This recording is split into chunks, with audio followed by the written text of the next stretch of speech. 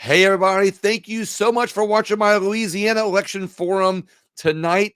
As you know, we've done some of these already, and we're going to be doing a lot more. I'm bringing on candidates, and one of my favorites that I'm bringing on right now is Representative Dodi Horton. Representative, thank you so much for coming on. I really appreciate it. No, thank you. I appreciate the opportunity. You are so good to allow us to be able to put our message out to the masses. So thank you, William. Well, I bring on people from all over the state because I think it's important, because even though somebody here in Jefferson Parish might not be able to vote for you, they might have a friend. Or even better yet, they might find out that you're somebody who cares enough about this state that they might want to support you in some ways. They might want to communicate with you because maybe you can do something that, the rep here can't do because you're in a more rural area, right? Yes, sir. We are. Well, I appreciate that. And I like to hear from candidates from all across the state that I'll be working with, possibly. Well, I've got 7 candidates tonight, and they're from all over, like all corners. I got a Lake Charles, I got a Bossier City area, I've got Monroe. I got them all over the place today. So tell me, I want to find out about it because these 15 minutes go fast. Yeah. I know how passionate you are about our state, but you've been in the legislature for how long now? For 8 years, 2 terms. I'm running for my last term in office now. Okay. What do you think that you are most passionate about? What is it that you are most proud of in your last 8 years, and what you're most passionate about? Well, I'm passionate about the people that I represent, to make sure that I'm their voice, and that's reflected in my votes when I go to Baton Rouge. So all too often when you go to Baton Rouge, the establishment tries to get you molded and made into their image. And I've always known who I am and who I'm not and why I was sent. So I am most proud of the way that I've represented the people. Do you find yourself that maybe you voted a certain way because of that voice in your head from the people? That maybe there's some times when you're like, you wanted to vote another way because of your personal opinion, but maybe you knew that your constituents, the people in your district needed something different. Has that ever happened? Well, not really, because I believe the majority of my district and I are one heartbeat. We all embrace the same core values. And if I had a question about a vote, I'd bring it back to the voters and let them decide, which possible choice they would want me to make. And so I've always been transparent and open, and with the people that I serve. So I've really, to avoid conflicts, I've always gone to them and asked them their opinion. I love that. What are you most proud of that you've done in the last 8 years?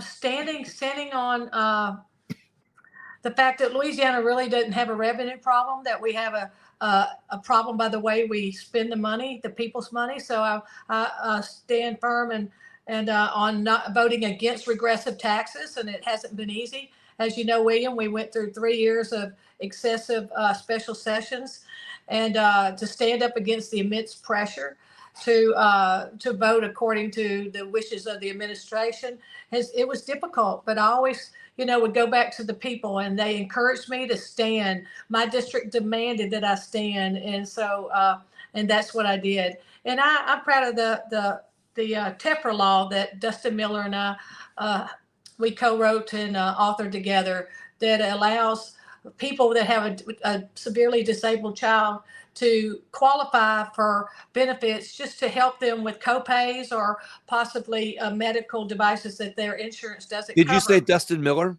Dustin Miller, yes. Now, is he a Democrat? He is. He is. So you're telling me that you have the ability to work with others on and come together on ideas that don't necessarily involve narratives or ideologies, and find solutions in ways that helps the community without getting blinded by the narratives? Oh, it's absolutely. There are a lot of issues that are not partisan. We all have constituents that have a severely disabled child that don't want to quit their job, don't want to have to sell everything they have to qualify for some type of assistance. And with the TEFRA law, we were able to get that passed, and And with Dustin's help, it wouldn't have happened without Dustin's help and interview. And he and I are working on that together. It was a game changer. And now, if people can apply for that type of benefit without, and still continue to work. And they have private insurance. And they were always told, well, you don't qualify anything because you make too much money. So you either sell everything you have or move to Texas. And we got tired about people being told that. So with TEFRA, we can offer assistance to people just for that one child. And it's a game changer for them. And I'm really proud of that. That's really good. So what do you think? I mean, I'm going to the next question kind of quick here. Go What ahead. do you think are Louisiana's biggest problems? You alluded to one that earlier, but what do you think are our biggest problems? Well, we have to address crime. When you have 3 cities in your state that are in the top 10 most dangerous cities, that's a big issue. And so I believe that happened as a result of so-called reform that was passed, I believe, in 2018, and we need to rein in some of those laws and amend them to where they punish the guilty and not and hold people accountable. So we have to address crime, and then we have to address our tax structure. We have to become more business friendly, and so we have our hands full, but we definitely can get it done with the right leadership. We know all the answers. We know all the answers, but it just seems like even though we have these Republican majorities, it just never seems to happen. Why do you think that is? What's stopping it? Well, since I've been in office for the past 8 years, we haven't had a governor who supports conservative business practices. I'm trying to say that as well as I can. Yeah. It's just, but he hasn't done it alone. He didn't raise more taxes than any state in the nation alone.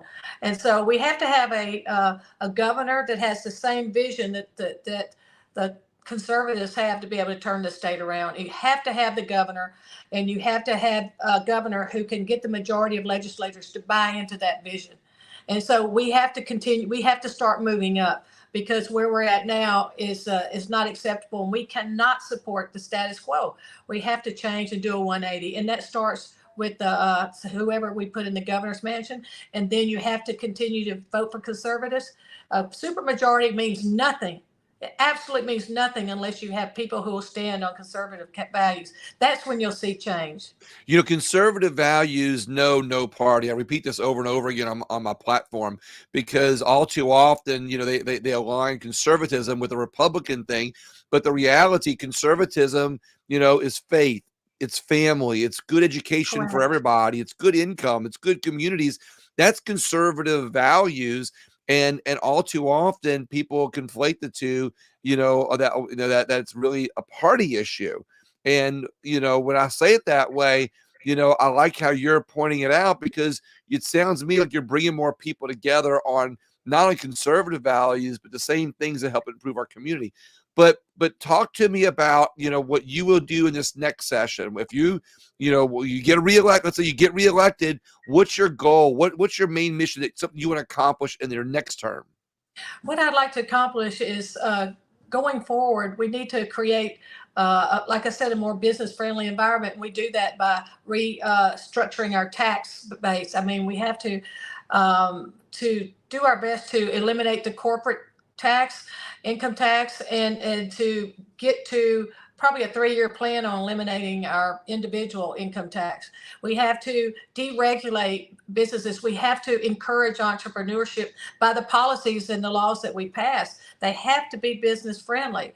We need to address our high insurance rates. With our automobile insurance, uninsured motorists is by far the biggest issue that we have. So we have to look and see if we need to increase penalties. What do we need to do to address the uninsured motorist problem we have? And then our tort laws. We need to adopt best practices for other states and change those tort laws to where all these billboards will be empty. You see all these billboards, and they have all these trial attorneys that are making a huge living off of our inadequate laws. They benefit one sector of society. We need to responsibly change those laws to where they're not only business friendly, but they are what's best for our citizens. I mean, when you pay the highest automobile insurance in the country, you've got to look at some changes, and we got to think outside the box. And that is something that I would definitely be dedicated to. getting that done. It hurts I, everybody. and It I, and I hurts love everybody. And I love your whole property tax issue. I interviewed earlier. I had 5 guests on earlier. One of them talked about the unconstitutionality of things like property taxes. And while, today we're conditioned, as a society to think that, that's conspiracy thinking, to think that, property taxes are, shouldn't be, or that, it's a bad thing, or that's unconstitutional. The reality is, when you start to realize what it actually does for our economy to not have property taxes, because it brings more people in to our state, and it also protects home ownership. It instills a sense of pride in our community when more people are able to own their home and not have to pay property taxes on it, or they work hard their whole lives, that they don't have to go back to take a second job. So I appreciate that is on your radar. How will you continue to work? You're gonna say something? Well, when you look at property taxes, I've not voted to raise property taxes at all, and but those taxes pay for our emergency services. Those taxes pay for our police and fire and EMS. I mean, we have to find a way to fund those. I mean, we are in this society we must have that protection, and I believe a large part of our property taxes go to pay for those protections. So when we look at it, we have to do it responsibly, and it's going to take over a few years period of time to be able to do that. But we can, like North Carolina, like Florida, just like Texas, other states have done. Arkansas is in the process of eliminating their state income tax, but we definitely have to come up with a plan that the public will buy into, that we can do that.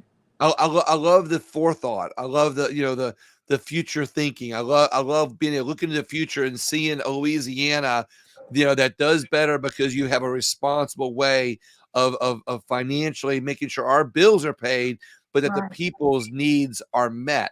Is there anything else? We got our next guest come up here in just a few minutes. Okay. But is there anything else? We're going to talk until Larry Bagley comes on. That's So my seatmate. Yeah, really? I said hello. He's like a brother to me, and he's a He great just guy. texted me. He's going to be here he's going to be on in just a couple of minutes. Okay. And so what else is there? Is there something else going on in your community? Is there something else going on in your election that you want to share with people in a way to help inform those who might be on the fence about voting for you?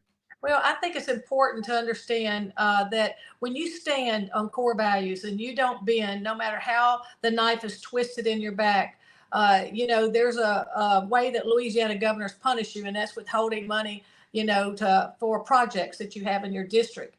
And even though we have stood and not caved in on those core values, I work across the aisle as much as possible, but there's things I will not compromise on. And so we brought home over $205 million in finished infrastructure projects, even by not compromising. But there's so much more money that we should have, and with the Republican governor, we'll get that back in spades. So it's important that people understand, when you stand in Louisiana, there comes with a cost. But my district was worth far more than a paved road. To vote against allowing little boys to use girls' bathrooms, to vote against CRT being implemented in our schools, to vote to support the integrity of girls' sports. Those are worth standing for. To support our personal liberties and our medical decisions. That's our constitutional right to make those ourselves. And for those things, a lot of us conservatives have been punished for. So it's important that people understand that we're not sitting here just to bring money back home. We're sitting here to defend our freedoms, and to be the line of defense between this wave of woke movement in our children. And I stood and I've filed legislation and passed it to stop the indoctrination of our children. I'll continue that fight going forward. You said something that I think is key, and it'll be a great way to end this interview, which is you said you have the ability to cross the aisle, but you would not give up your values. Correct. And I think that is so very important, that I think that they make crossing the aisle an evil sounding thing, when the reality is, if you're able to do it without giving up your values, crossing the aisle can mean a lot of pluses for the people, because it brings more people together, especially when you can stand on values that you're not going to let go. Absolutely. Representative Horton, thank you so much. I really appreciate it. And give my best to my seatmate. All right, wait, here he is right there. There you go. Hey, Bags. What's Hey, up? guys, I love this guy. I enjoyed hearing you. Good. Good This job. man does a great job for his district. He has my full support, and I know he's going to win it big time. Me to you, sweetheart.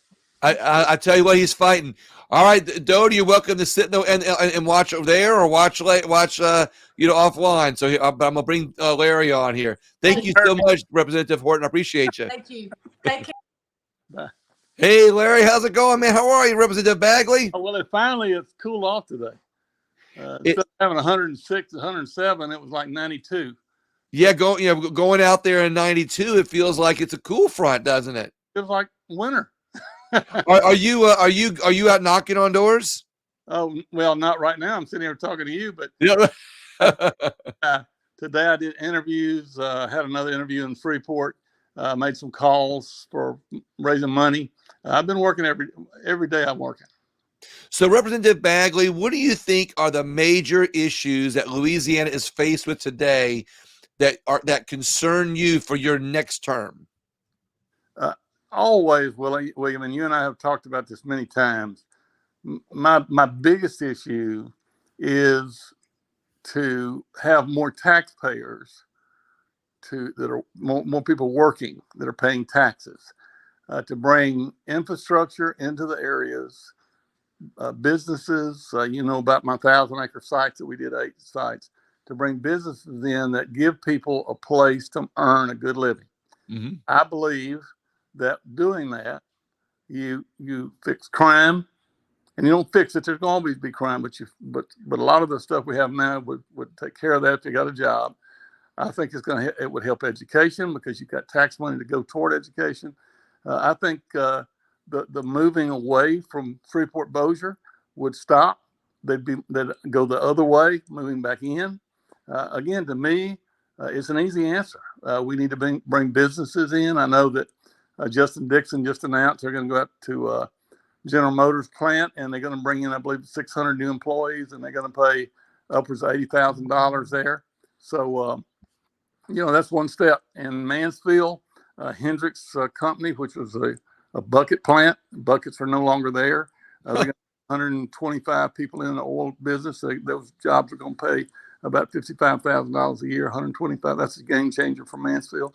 We're working on a couple other projects. To me, if you have good jobs, people are making a good living. They're going to come back in. They're going to behave themselves far greater because they've got something to lose. A man that's not working, not making any money, he doesn't have anything to lose. Exactly. He ends up in crime. So, Representative, I asked Representative Horton the same question. It seems that we know the answers. Everybody who gets on talks about it.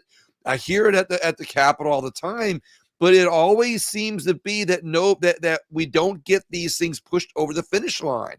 It always seems like even when we have a majority of Republicans, that we're still not getting these things done. Why do you think that is? Well, William, I really can't answer that. I know the things I've tried to do, I got there. That 8,000-acre site for the state of Louisiana, that's there. I got $1 million. I'm trying to get it where it's $1 million yearly, taking out of the budget, $8 million, to go to the 8 economic districts where they can help. And I know up here in Freeport, they talk well about how the things they're doing with that and progressing. Again, some of that's helping things that are already moving. Again, I think that's one of the biggest things. I've lost my mind here a minute. Severance tax bill I brought would have brought $10 million yearly into DeSoto Parish, about $6 million to Caddo. What happened to that? $5 million. Well, I'm going to get to it. $5 million in Bossier, $3 million in Sabine, and Sabine's they're picking up because they're really drilling a lot there in Sabine. It passed the House 101-0. Now, and if you think about that, there are only 20 parishes that it helps. It was $43 million that I was asking the legislator to give up to send to 20 parishes. Orleans and a lot of those don't produce any minerals, so why would they vote? But I made friends. I went to them, said, I need your help. Mm-hmm. Help me. And 101-0 voted for that. Now, that was Lions, Democrat, Republicans. That's everybody. So that it can happen. So what happened when it went to the Senate side? When I went to the Senate, Brett Alon, who was chairman of Revenue and Fiscal, told me I'm not going to pass that. He told me that, and I said, well, Brett, you're going to get three of your parishes get it. He said they'll just throw it away. That they're not going to do anything with it. I said, well, throw it up here to us. We're right. Or two of the poorest parishes. Right, exactly. Give somebody to use it. And we don't have any infrastructure. The roads are in horrible shape. We need money to help do that. And this money's coming out. DeSoto paid $76 million in severance tax last year. They're going to pay about $300 million this year, and you only get $1 million back. So all that money goes to Baton Rouge, and then I've got to go down there with my hat in my hand, asking Capital Outlay to give me $1 million to fix the road. And usually they say no. See, you're explaining something to me that I see happen all the time. I've watched, you got 1,000 bills starting up in the legislature in the beginning, and you see how many of them get killed in the committees, and here you've got one that passed overwhelming 100%, in favor of it, yet a committee person got to decide that it would not advance. Right. And that to me is a travesty, because you've got, in your case, 101 people voted for it. You've got 101 people voting for it, and they represent a lot of people that they have to make happy. So obviously there was overwhelmingly support for it, but it got political, and they killed it in a committee. And this is what's killing Louisiana. This kind of Huey Long politics is what's killing Louisiana, and it makes me mad. Well, I don't know why Brett did that. I mean, I'm sure if he was on here with me, he'd have a good reason, explanation. I talked to other members of the committee. They all said, what does Brett say? So I know that they were waiting to hear, but I'm sure the Senate president told me he supported it and would vote for it if it came to the House floor. I would think Pat Connick made the motion in committee to move it forward. It was eliminated, so to speak. They got rid of it and voted it down, got it out. So, but I think if Senator Lyon had passed that on, it would have easily passed committee and would have easily passed the Senate. So if I'm elected again, I'm going to go right back in there now. There are going to be other people that would say, well, I'll do that. But I doubt, of course, Dodi is my seatmate. She knows. I doubt anybody or very many could pass something that only benefited 20 parishes and that much money and could get that out of the House of Representatives 101-0. So a couple questions real quick. Yeah. So one, I'm just making an observation. It seems to me that because you've been there for how many years? 8. You've been there for 8 years. You're going to know more people to make something that where that has a chance of getting back through. We'll say a chance. So more people that you can bring together to be able to get that money allocated to where it was supposed to go. That's only if you get reelected will it even have that big of a chance, because somebody else might not have the connections that you have. Is that correct? Well, yeah, and Dodi has been in there 8 years too.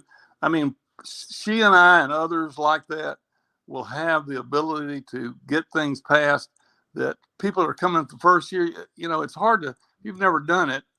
105 new members, and everybody has their own agenda. I did, Dodi did, all of us did. And we're trying to get our stuff passed. But you've got to sell that to a lot of other people. And I've always been a little bit of a salesman. Where do you think that money went? Where do you think that's all these millions of dollars? Where did it go? Is it already been spent? And because the last budget, the way that it ended, the last budget may have spent the money. Can you get that money back? Is it still there? No, you can't. No, it was already spent. It went to appropriations. I remember the day they talked about it, and they added it to the amount of money they had, the money from DeSoto. And others. Now, Plaquemine, who is not a gas, that's more oil. Plaquemine is the only other parish that gets that hits the plateau that have been $10 million. But several, like I said, Caddo, Bossier, Sabine, several parishes, 20 in all, that would have gotten substantial amounts of money from the state yearly had that passed. And again, so, Representative, I'm going to stop because just in a few minutes I got to bring my next guest on here. But because I want to give you the opportunity, to answer a couple of questions that might your constituents, the people in your area might be interested. Is one, in your last 8 years, what can you point to that is like your marquee project that you are most proud of that you did in the legislature? Well, there's a couple things. First of all, my first 4 years, I got $100 million allocated that's still sitting in the bank, waiting to spend on I-49. I think that's a huge thing. That I-49, the construction of I-49, the finishing will connect east, west, north, south with Shreveport, with the rest of the country. It will help give us a boost there. I helped also get I-69 started. We got money appropriated I-69 from the port to 49. So they're gonna that part of the road will start. We'll open that up. I also now, and they're not in my district, but Holy Angels, which is ICF, Intermediate Care Facility, and the ARC and people like that, I got an additional about $73 million in Medicaid change in the way they fund those. Those people were going out of business. They were, and without the ARC and ICFs like Holy Angels, those people would just be, and actually people leave them there. I mean, they don't have anywhere else to go. And I got money for them. And I actually interviewed the people from the ARC. It sounds to me like it's a wonderful organization, and if that's the kind of things you're doing to help people, you're helping people that I think is going to be a legacy for our state and people who need it the most. What do you think you're going to be able to accomplish in the next? We talked about the money, but is there anything else? Huh? Good question. Let me finish. You're aware of, we had meetings and I was chairman of health and welfare. We had those terrible meetings during COVID where the governor was making us businesses close down. You couldn't go to church. And I fought that out of my committee. We brought that to oversight. We had 3 7-hour meetings about that. Also, the gender question that Gabe Frieman brought, it was a 5-hour meeting. We brought that in and got that passed. I told Gabe 2 years prior to go ahead and bring it. We were ready for that. He finally agreed and brought this past year, and we got it passed. So I'm proud of a lot of things I did in this legislature, not just one. And of course, the 1,000-acre sites, that's a big one. And the severance tax that I'm going to get passed eventually was another one. Awesome.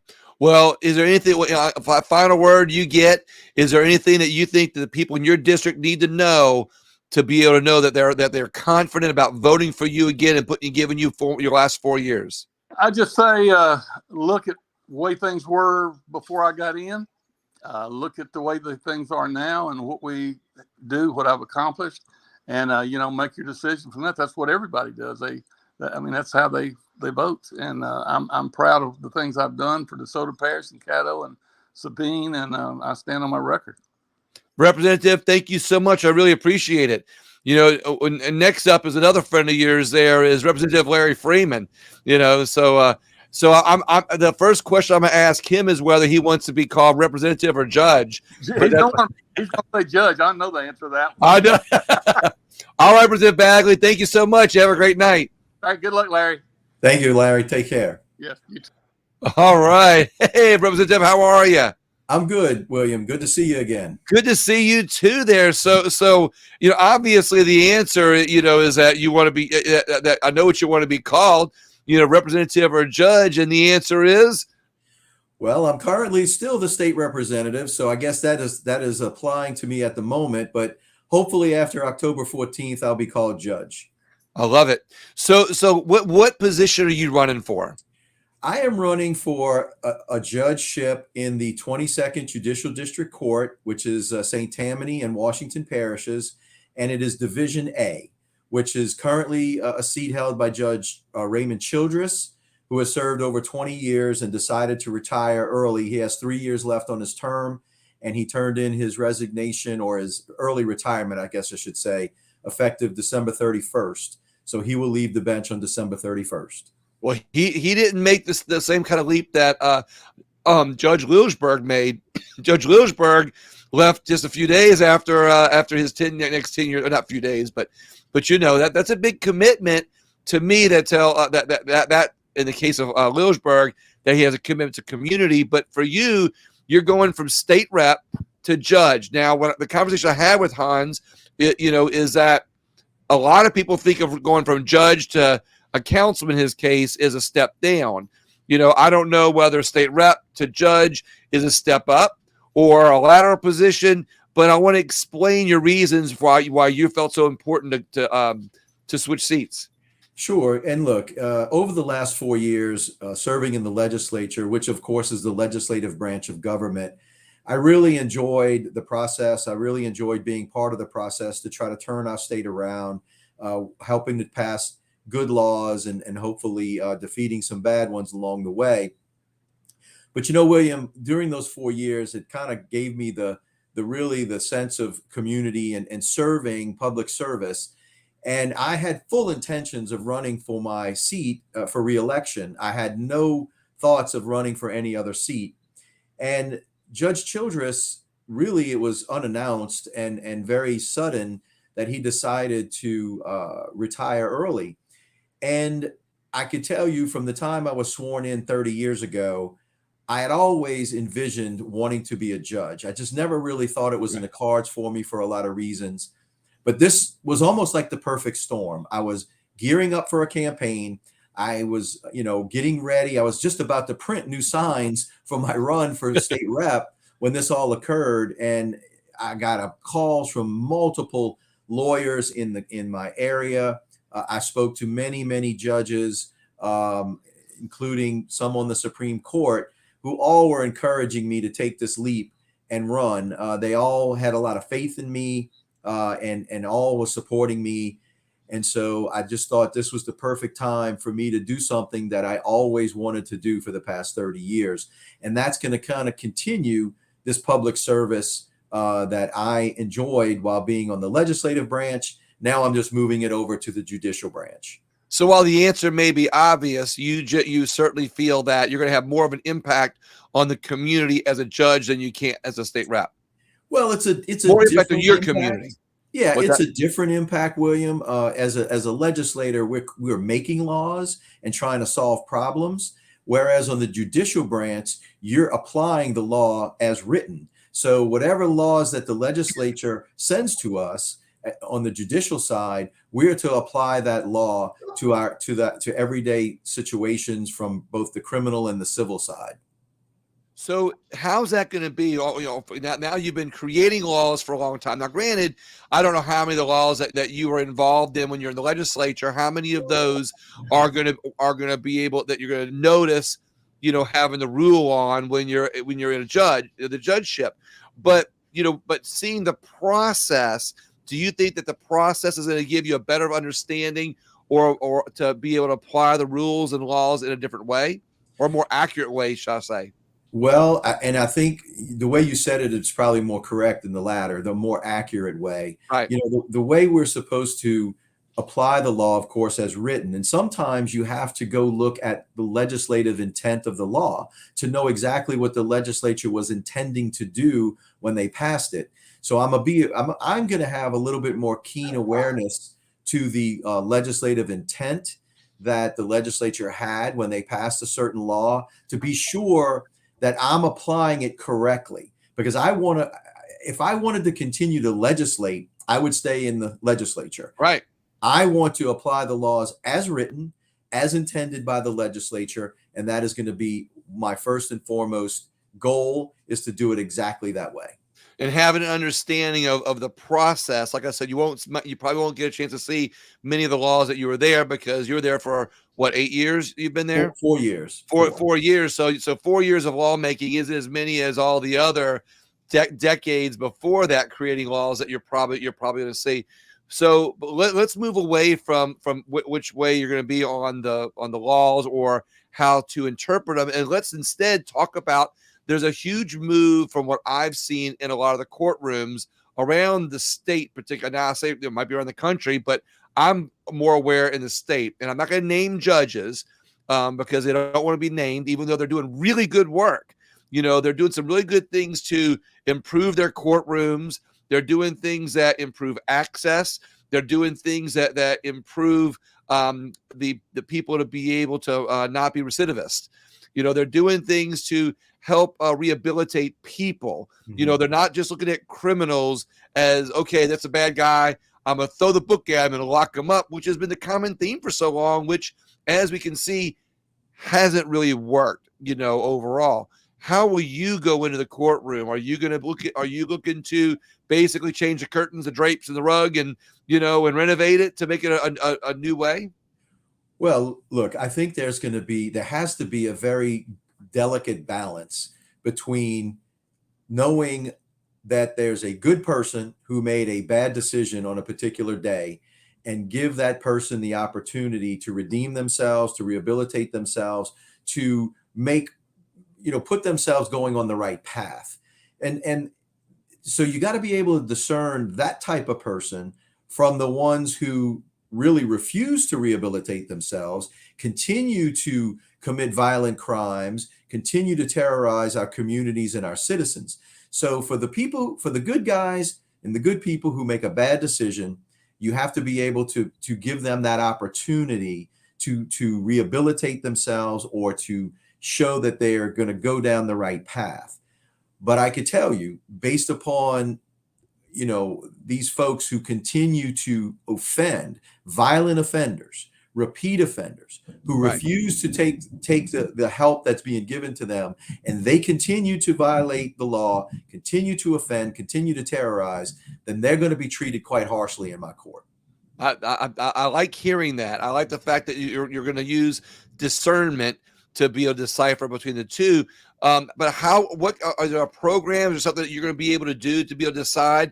Because of course I'm speaking literally, you're on the bench, right. You're not going to have lunch with these people. You're not in, so is there some type of program? And I'm getting to something because there's other courtrooms that have done similar things to help that interaction. What are you going to do? Well, we're lucky in St. Tammany and Washington parishes. We have what's called specialty courts. We have veterans court, we have drug court, we have sobriety court, we have reentry court, we have mental health. So we have some specialty courts to deal with some of the unique problems that people have. And I'll just give you a couple of examples. We know in our society today, drugs are a very big problem. Right. And folks get caught up in drug abuse and commit crimes. And in St. Tammany and Washington parishes, we have a drug court that helps to deal with the treatment side of the problem. So yes, we got to hold them accountable. Anybody who commits a crime must be held somewhat to some degree of accountability. But we also need to provide the proper resources and treatment for these folks who want to get better, maybe get off those drugs and really start leading a cleaner life. So we have that ability there. And another example, veterans court. We have a veterans court which treats and basically looks at veterans a little differently in the sense that, look, they've sacrificed a lot in their lives for our freedom. We owe them. General Cushman's done an excellent job on that. That's exactly right. And we owe them some additional help and services to try to help them get on the straight and narrow of their lives. So utilizing the specialty courts in St. Tammany and Washington Parish gives us the ability to do the things that you talked about, providing the resources and treatment and programs to try to help these folks stay out of a life of crime and get back on the straight and narrow and become a productive member of our society. I heard a judge in New Orleans actually who is setting up another program that does community outreach that actually gets people involved, gets people in the courts involved in the churches and in the community organizations to be able to be active with families and friends of many, most often of these criminals, of these people that are breaking the laws. Mm-hmm. And by getting involved, they're being a little more proactive with it. I don't know if St. Tammany is in need of that, but it sounds to me like you actually have some foresight to be able to get more community involved, be able to strengthen those specialty courts, but also be able to analyze the courts in such a way that you're going to be working as another arm to the community. Am I saying it the right way? Yeah, I think so. And all that goes hand in hand with the specialty courts and, having community involvement and church and, the nonprofits and so forth. All of those services are going to be very important to the specialty court system and how we try to help these folks who need help, mental help, drug abuse, sobriety, all the different veterans, those people. I want to be able to give them the services necessary. We just don't, like you said, we don't want to just throw the book at them and put them in jail. Holding them accountable is one thing, but give them that opportunity that they can then turn their lives around. And the ones who choose not to turn their lives around and continue to terrorize and our communities and our folks, those are the ones that you throw the book at. Those are the ones we want to keep in jail longer and keep them off our streets. Yeah, like to your point, when you're just locking people up that might have a smaller crime, when instead of helping them move along, you don't want to make a felon out of them, because then if you make a felon out of them, by overcharging them, and I'm being simplistic here, they face civil death. So they don't ever have a chance of getting a job, voting, being involved in the community. They're more likely to commit crime. So when you get in office, what's one of the first things that you're going to do when you get in?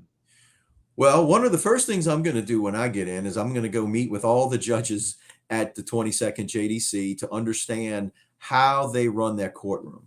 The key to being a successful judge and running a successful courtroom is to be able to manage your docket, to be able to move cases through the system in an efficient manner. So folks don't wait forever for a trial date. They don't wait forever to get their day in court. And I want to be able to understand how the successful judges in at the 22nd do it, and utilize the things that they do best. And also, pull in the experience that I've had. I've handled cases all over the state of Louisiana, from Caddo Parish to Cameron and all in between. So my experience isn't limited to just my area. So I know it works in other areas. I know it doesn't work in other areas. And I want to play upon and call upon those good experiences in other jurisdictions and potentially bring them into my courtroom. So that way I can run an efficient docket, getting people their day in court in a timely manner. I love this. Like I said, because, all too often we tend to, overthrow the book at them. It's needed sometimes, but, when you have a compassionate person like yourself that's doing the right thing, you're not only doing the right thing for that person, you're also doing the right thing for your community, because that's a reflection. A good judge is a reflection of the community. And that's how I think we fight crime. Any final words before we sign out there, Representative? Oh, absolutely. Soon to be judge. Never confuse compassion with softness. A face like this never has been told that it was soft, but compassionate for people that need help, and being hard and tough on the ones that don't want their help or turn down the help. That's the distinction you have to make. That's the real nuance you have to be. The temperament you have to have when you're a judge. And I think I fit that bill perfectly. I think my 4 years in the legislature has helped me with that type of temperament, working with others, understanding how the process works. And I'm going to carry all that over to the bench. And hopefully after October 14th, you can then call me at least judge-elect at that moment. And we can move forward in a timely manner, and hopefully take the bench early January. And well, really when that happens, I hope to get the first interview. You will. I promise. No problem. All right, Representative Frieman, I really appreciate it. We got our next guest coming up there, and look, thank you very much for being on today. And I look forward to seeing you as a judge. Thank you, William, and it's always a pleasure. Anytime. Have a great night. You too. Bye. Hey there, Mike. How are you? Hey, William. How are you? Well, Mike, I neither have a title for you, or a I don't say a background, because I know what your background is. We're going to share it with other people, but do you think you're in between titles right now, Mike? Well, it was a little of a retirement time, so to speak, when my city council time ended last summer, and then the interest to get in this state rep race came up.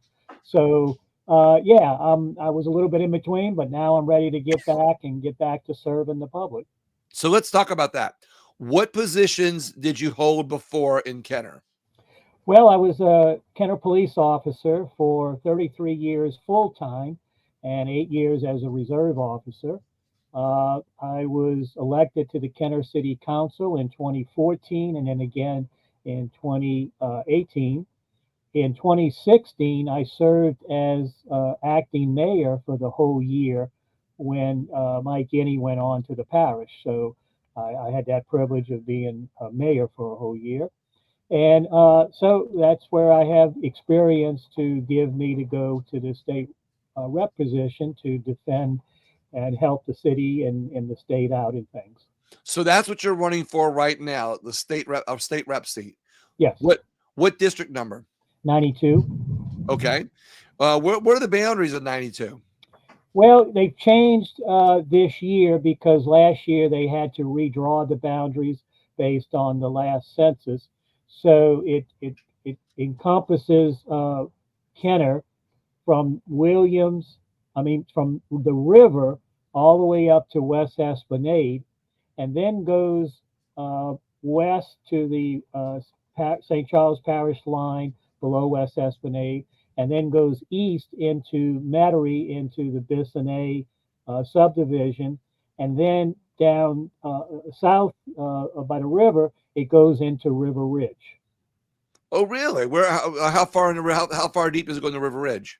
Almost to Harahan. The way they had to redraw, it used to cover some precincts in St. Charles, all the way up to St. Rose, but those they took away and moved further into the St. Charles. So I guess that's where the River Ridge came in.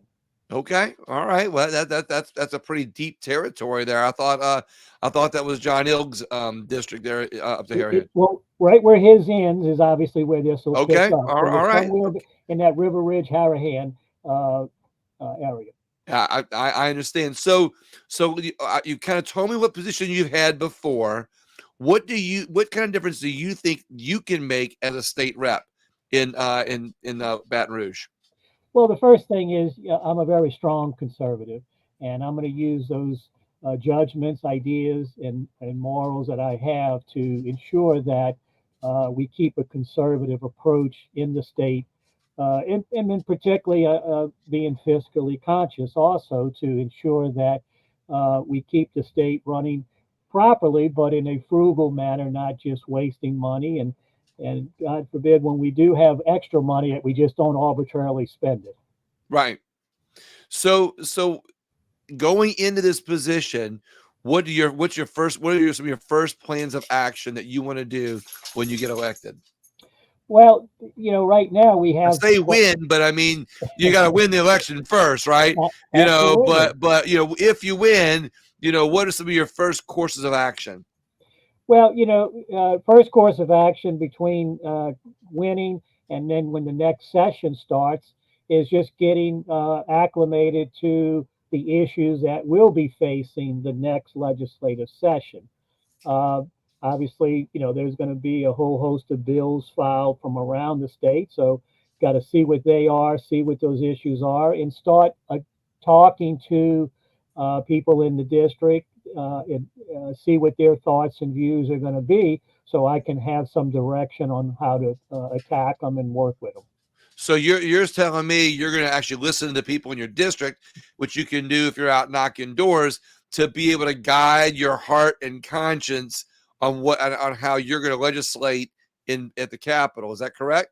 Absolutely. That's a most prominent thing in being in public service is listen to the constituents in your area that you represent and work with them, find out what their needs are. But I did that on the city council and then again as mayor, but with the legislature, you're one person out of the 105. So you do have to look at broader than the district when issues are coming up. So whether it's an issue on education, well, then I need to go speak with the educators and see what information I can get from them. A big thing going to be is insurance premiums. we're all suffering from high insurance premiums that came That's right. from problems with the insurance company. So I'll get with the new insurance commissioner and work to see what his thoughts are going to be, and work to see how we can implement some things to get the insurance premiums down. So let's talk about what you think are the biggest problems that Louisiana faces right now. Every year is the budget, because it's always how much money you get in versus what your expenditures are.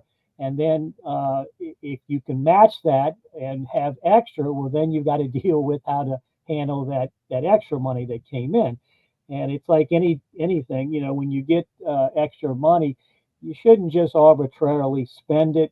You should put it away, pay down debt, and move forward from what your expenses were. So the budget's going to be always the number one. But on top of that, like I said, we've got education issues. We've got issues with trying to figure out what's going on with the funding of the schools, the teachers. I know the teachers were expecting raises this year, and they got a little bit of a bonus, but that's not a true raise. So we got to dig down into that. Protecting the citizens. With my law enforcement career, I've had a lot of experience on the good and bad of crime, and so I'd look to make an inference in that on how we enact crimes, or make crimes that are there, beneficial to keep the community safe. A lot of people in office that are there at the legislature now have some different answers to that question. Have you kept up on what some of the things that they're saying are, and how closely will you work with them to find out what those issues are? Oh, I intend to work with, like I said, everybody, both left and right, to get to answers, to get the information, to make that decision that I'll have to make when I vote. Because to me, that's the first thing. When you're elected as a state legislator, your job is to go up there and vote on every issue. Good or bad, you got to vote. But you need to understand what the bill is and work to make it a better bill to vote, hopefully yes, or if you can't, then it's a no. But certainly don't want to hide from voting as some people do. When you say hide from voting, you think that there's people out there that are actually hiding from voting? Well, without getting into too much detail, the person I'm running against failed to show up for the governor's veto override that the legislature put together, and he decided to go off somewhere and not show up. Okay, well, I'm gonna leave it at that because I don't want I don't want some of the rules of my platform are that we don't want to talk bad about other candidates. But I see where the answer was. So you're going to work with the legislature to find out what the true problems are. Do you think the problems that Louisiana's faced with is in the narratives, or do you think that we have an out migration problem? Do you think that we have what about taxes? How do you feel about taxes and property tax and income tax? What do you think about those? Well, the income tax is always questionable as to whether or not it's sufficient and uniformly administered. We have so many exemptions and quirks in the law that some entities don't have to file, do file, get better breaks. So that's always a contention, and then deserves a good look to say, well, wait, what are we charging all across the spectrum of income, and is it fair for everybody? Because that is my intent, to make sure we have a fair tax system. So, but at the same point, do you want government to provide services? So what services are you good with, and then which ones may you not be so need, so that we could reduce taxes? Well, I have some freedom liberty opinions on that right there, because if we go back a couple hundred years, we can certainly learn that have we regarded freedom as being more important than having the government do things for us, then we might have roads that aren't as nice, but we might have more freedom. That's the opinion of some people, but it's a balance. The point I'm getting to is it's a balance when you get to the legislature to be able to find what the right laws that need to be passed are, figure out the right procedures, and do it in a way with freedom on your mind. So talk to me a little bit about that. How will you make decisions and will freedom be on your mind, on your forethoughts when you do that?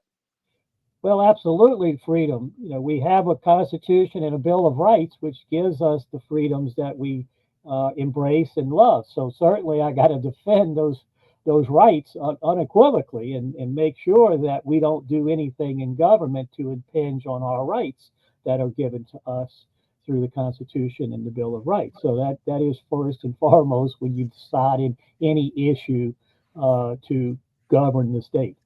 I say it that way because we have lots of laws on the books, and there's a lot of laws that people think infringe on their rights. So I just want to make sure that when you make a vote, that's going to be on your conscience. But also, I think freedoms and liberties are being robbed in the administrative state of not only our federal government, but it's our state administrative state is starting to grow. Will you keep a conscious eye on keeping our local governments from growing, or our local bureaucracies from getting larger? Well, like I said, I sat 8 years on the Kenner Council and the 1 year as So mayor. you saw firsthand government growing on a smaller level. I had to, being the privilege of mayor, had to balance the budget for that year that I was there. I took over at the beginning of the last 6 months of the budget. Then I had to create the budget for the next year, but work under it for those first 6 months. So yes, I had to make sure that we did not expand government more than what our income was, and then look for ways to even cut the services based upon difference of income. This is real interesting. So talk to me. Did you happen to see how the session ended this past session? Not the special session. Did you happen to see how the last session ended? The governor's veto override? Well, no, not the last session. That was not the veto override, but where the budget was brought in and voted on, in about 20, 30 minutes before the session ended. Yeah, right. All of a sudden, there was understandings throughout the state on how project monies would be spent. That was some of that extra income that the state got. And then behind somewhat of closed doors, it might have been open doors, but not everybody knew about the discussion. But things didn't make it into the final version of the budget that got voted on. And when they voted, they thought they were voting for those dollars, but it turned out they weren't even there. How would you have handled that differently? And now, look, don't get me wrong.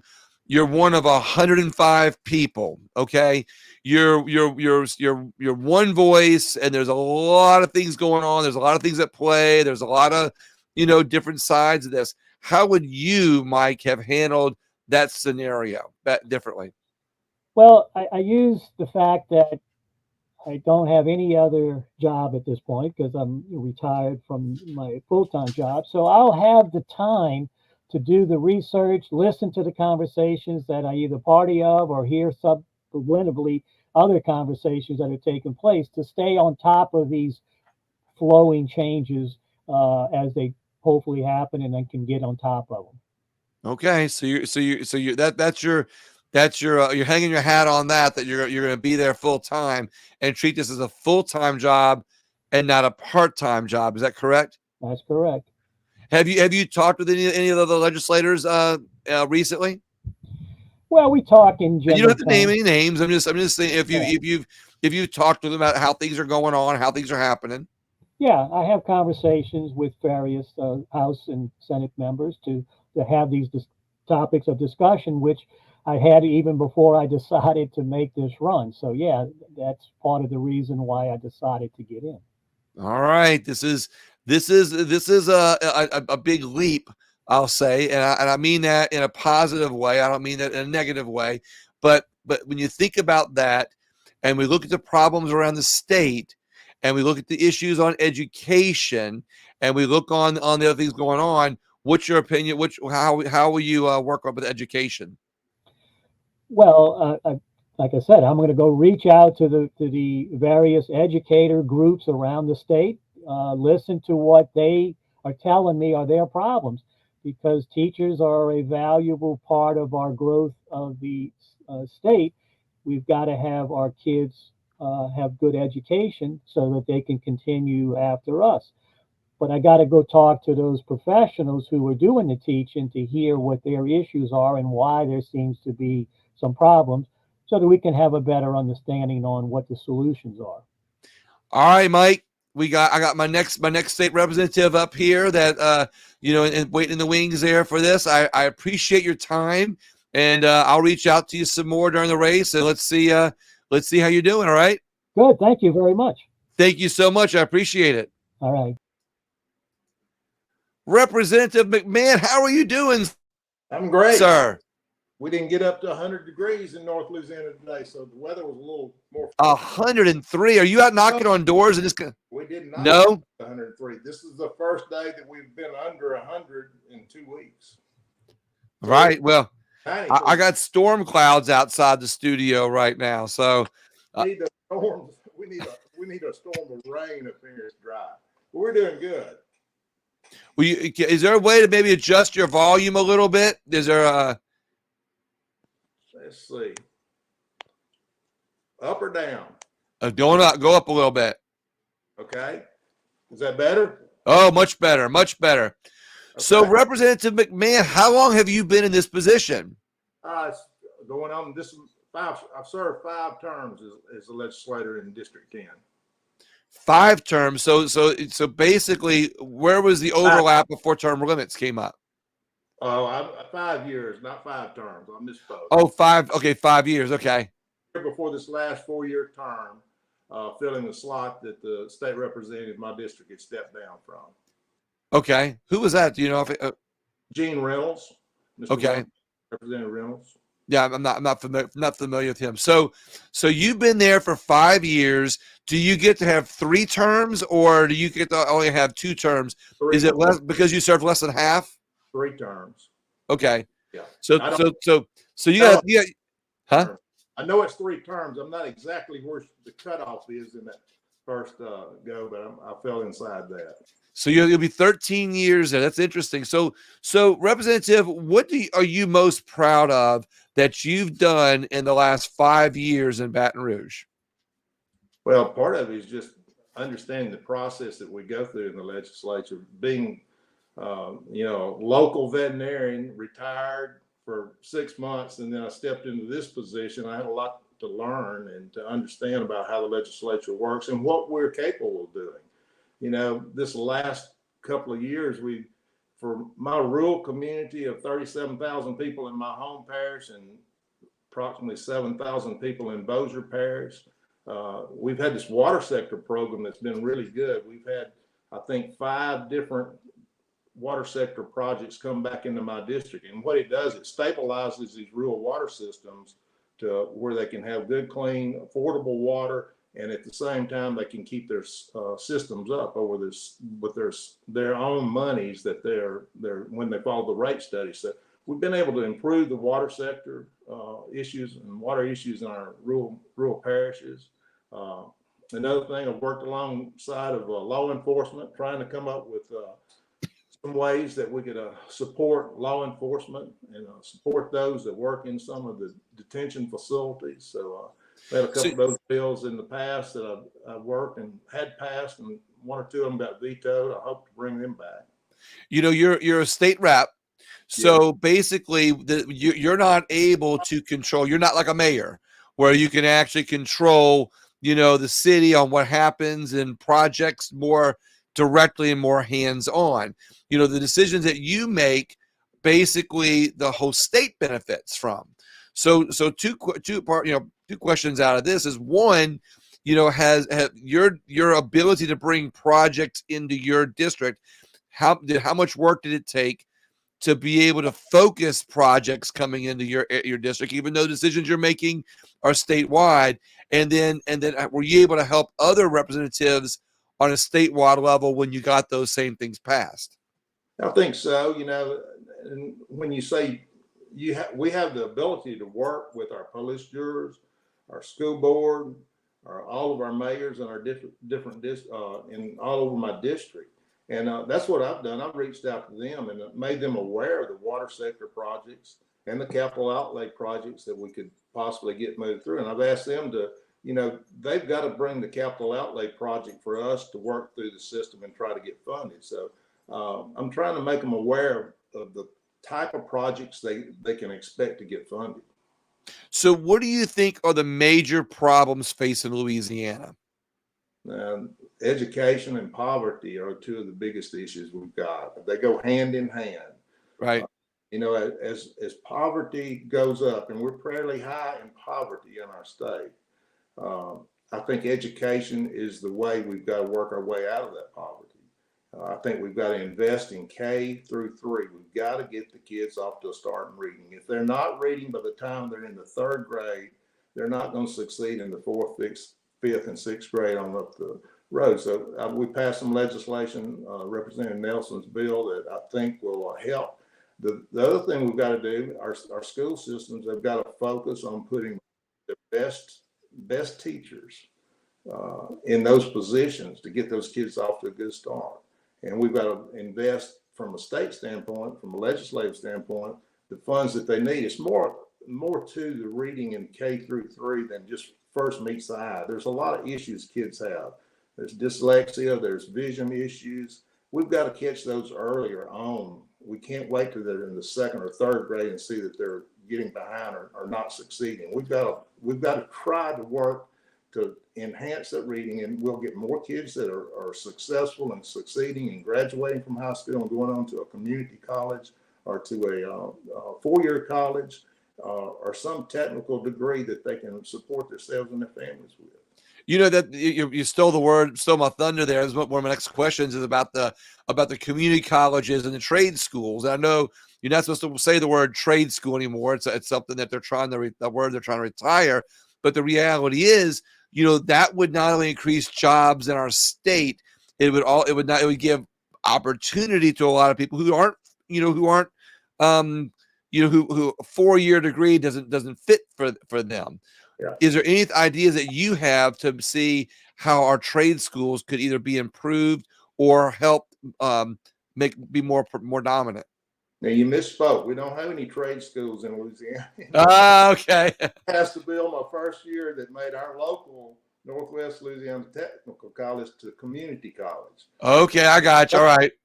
I'm a big community college fan. They're scattered out across the state. There's fairly easy access. We've got to get kids that are in high school that are not thinking they're going to a 4-year college. We've got to get them on campus and let them see what's happening there and let them see that they can succeed. Dual enrollment is That's right. deal to me. And that's something that I've worked hand in hand with our community college here.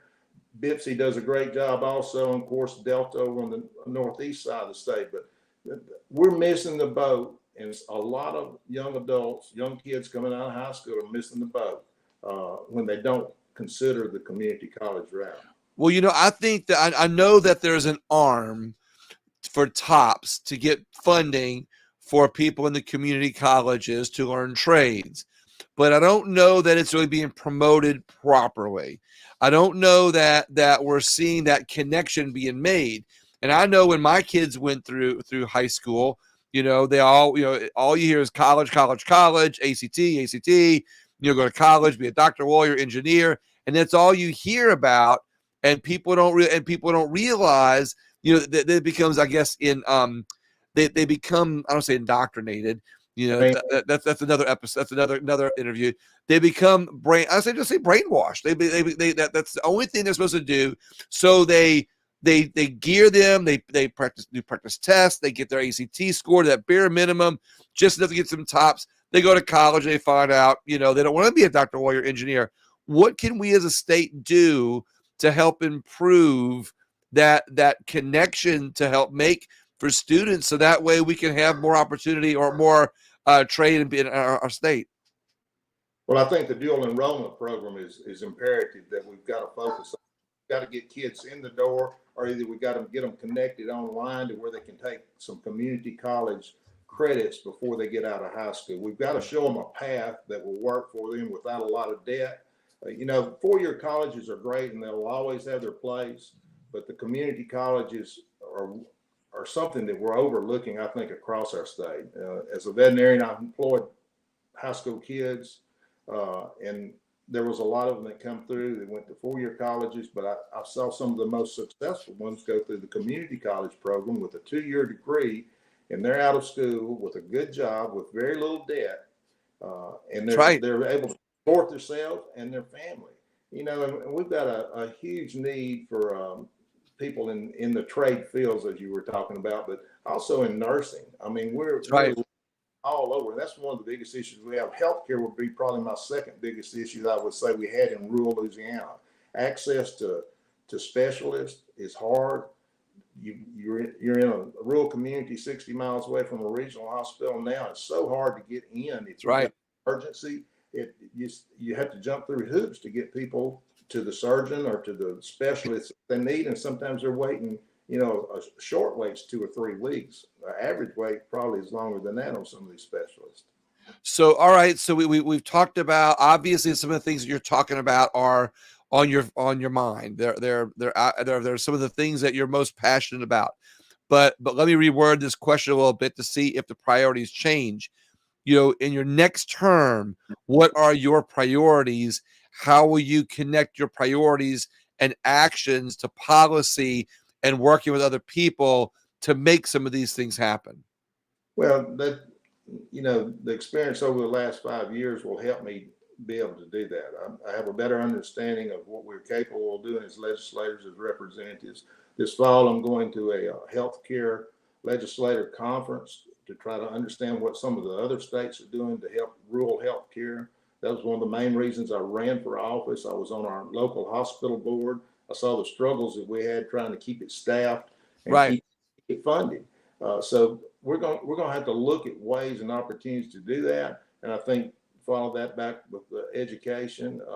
The education piece is a must for Louisiana.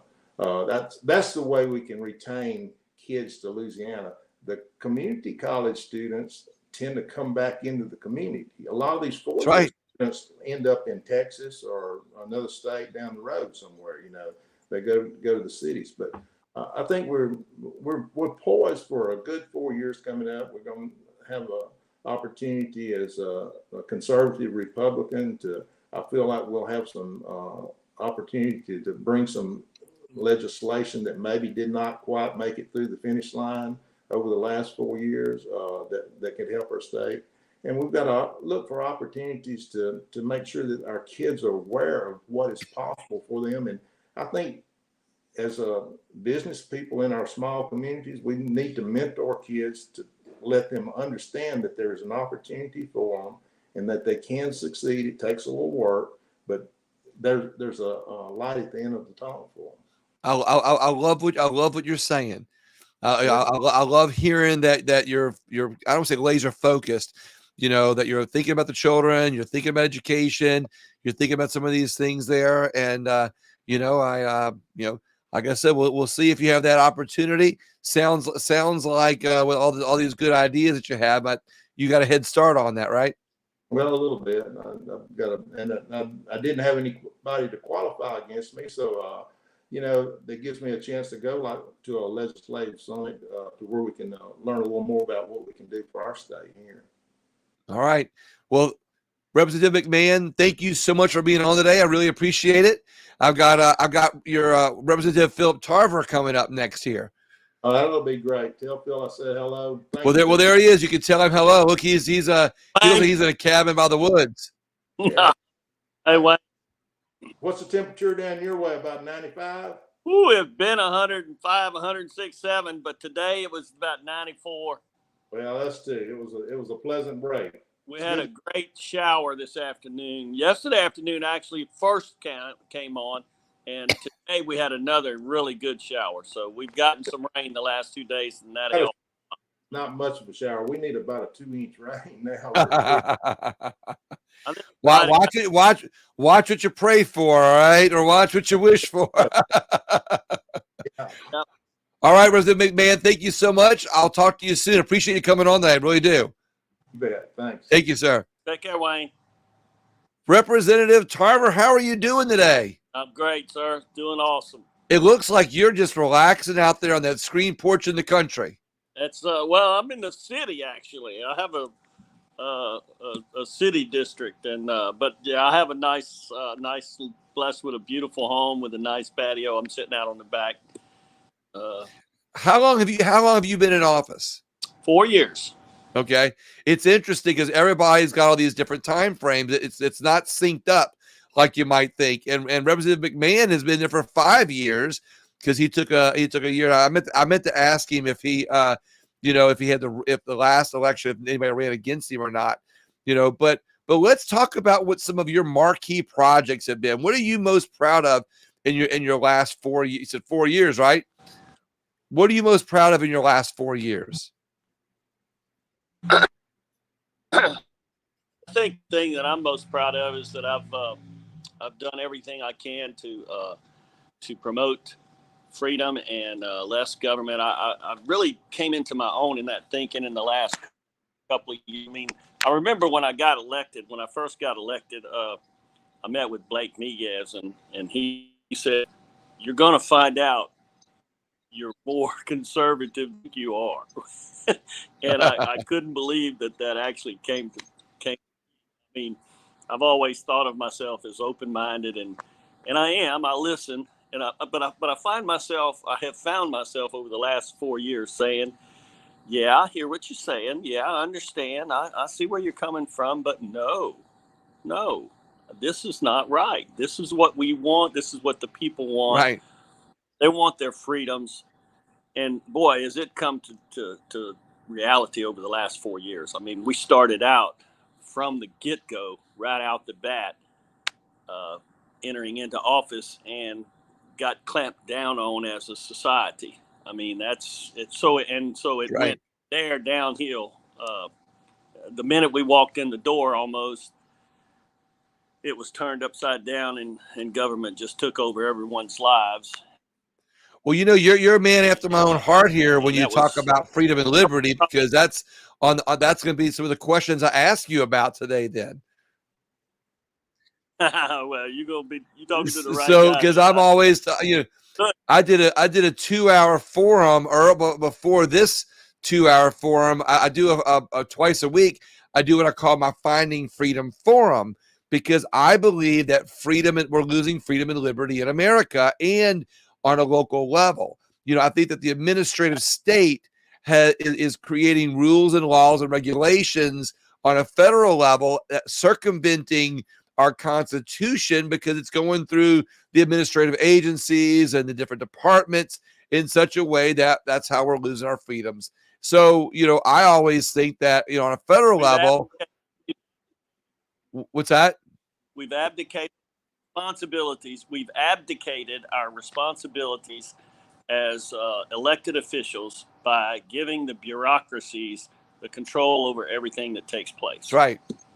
The Department of Education, they say, well, your state needs that $1 billion or that $500 million to teach that CRT program, because if you don't teach this little bit thing here, I know you don't like it, but if you teach it, you get $500 million for your schools. And you want to be able to brag about that, don't you? And everybody goes, yeah. And then before we know it, we lose another ounce of freedom and liberty. So how will you, in your next term, it sounds to me like you're already conscious of it, but how will you in your next term, how do you guide yourself?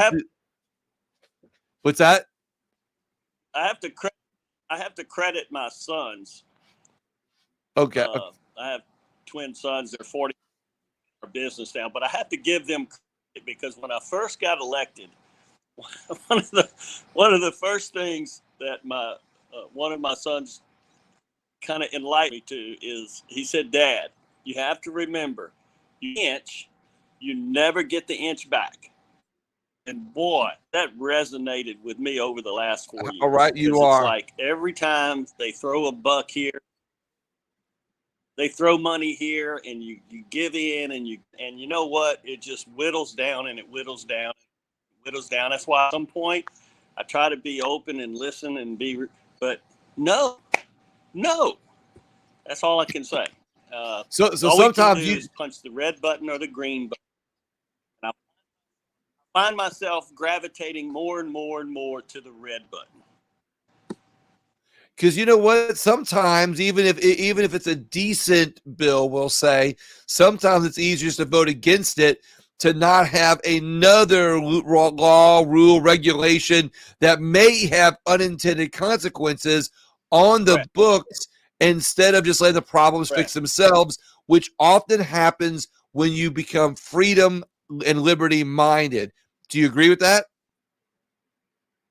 Correct. Yes, sir. Absolutely. So what do you think are People Louisiana's left. biggest problem? What's that? What's the last thing you said? I was just saying, I think people should be able to do what's right, and left to their own good sense, good common sense part, people will make good and proper and right decisions. And government doesn't believe that. I believe it, but think they know better than I for my family and my nations, and it's just not true. And Do you think? I think on a national level, there should be things that our congressmen and senators could do to help curb the growth of government and to be able to help stop the overreach by the administrative state. As a state representative, do you think there's anything that you could do as a state representative to make sure that doesn't happen on a local level? well, the first thing you need to realize is that everything should happen at the local level, not at the state level, and by that, definitely not at the federal level. And that's the problem. You started your question out, and I don't want to correct you, but I don't care what I would rather the federal government did nothing. They should do nothing. That's right. Except protect it from harm and from That's enemies, things like that. Essentially, the federal government is a bureaucracy that has evolved over time to run everything, and that was never the way the founding fathers intended it. That Constitution is a very limited, very specific. And it says at the end, I think it's the 10th Amendment, if I'm not mistaken. The 10th Amendment says, except for these things that we have expressly enumerated, everything out to the states. And at the state level, we in Louisiana basically delegate everything except the money to the locals. And the locals do everything within their own jurisdiction, except they have to come running to the state to get the money to do it. How do we change that, Representative? How do we change that? State level. How do we change that? Well, at the state level, it has to be constitutionally changed. That's the way they designed the Constitution back in 1973 or 74, whenever it was, when we adopted the Constitution that we have today. The Constitution of Louisiana that we have today is geared towards the locals having the responsibility to run their parishes, but they have to come groveling to the state level to get money to do it with. That's the way the Constitution is set up, and the only way to change that is constitutionally to change the Constitution. So why did they not see this in 1973 or 4? When why did I would think that we would have had at least a couple freedom, liberty minded individuals that would have been able to change that. Well, it really goes further back than that. It goes back to the Huey Long days, and that's even before the current Constitution that we have. But that was the society and the manner that we had government in place, even in that day. And all they did in 73 and 74 was just kind of organize it a little differently. But it really goes back to the days of the populists, where Huey Long said, send me all your money and I'll take care of you. That's basically what the state government. That's kind of what what some of the other elected officials have done. You send them the money, they take a little bit off the top, and they give you the rest. What's your wish list for your next term? Okay, so what would be your priority? Well, first, let me say this: what do you think are the biggest problems that Louisiana has, and what will be your goals for the next term to take care of those? Well, we have a problem at the governor level. We have abdicated a lot of our state responsibilities to the control of the governor. Governor's a very powerful person in the state and controls what the legislature does by the power of his pen with the line item veto. And he can basically make or break you in your district by just, not doing necessarily what's in the best interest of the state interest, but in what's in the best interest of his own goals and plans. And even in his last term, it seems that some people have the opinion that he did that same thing to a lot of representatives around the state. I talked to one of them tonight that got a lot of money taken, or actually two of them that got a lot of money taken out of their district. So let's say we do or don't get a Republican governor. What are your priorities for your next term? Well, I think the number one priority is what we started out taught, and that is to try to preserve the rights of the people. It seems like we just constantly are playing defense to keep the more restricted behaviors of the government and the people who advocate for that from infringing upon our daily lives. I think that's my biggest thing is just leave us alone. People just want to be left alone and live their lives and do what they want to do. Businesses just left alone. Don't keep rules on me every day, every week, every month. We change things all the time, and really found to happen in this last couple of years. Really, the entire business legal climate has just everything that they bring it just upsets the business enterprises. They don't know what's going on. It's constantly being challenged and constantly being questioned. But what's interesting, though, Representative, is that we know these things. We've got Republican majorities in both houses. We know these things. I was talking to Larry Bagley earlier that had some appropriation money where it was voted. I think he said 101-0 to pass this bill for him, and then it didn't even and then it was a Republican senator that didn't even vote on it in committee, or didn't even bring it to the committee, bring it out of the committee, or I guess to the committee to vote on. I mean, why are we we know what's going on. At some point, can't we take some gloves off? And I don't mean ugly, and I don't mean violence, but I mean, come on, we got to at some point say, we got to hold some of these people accountable for what they're doing, how they're holding back the state for either personal gain or to give the governor more power. What's your opinion? I think that we have been through 8 years of really tugging and pulling and just very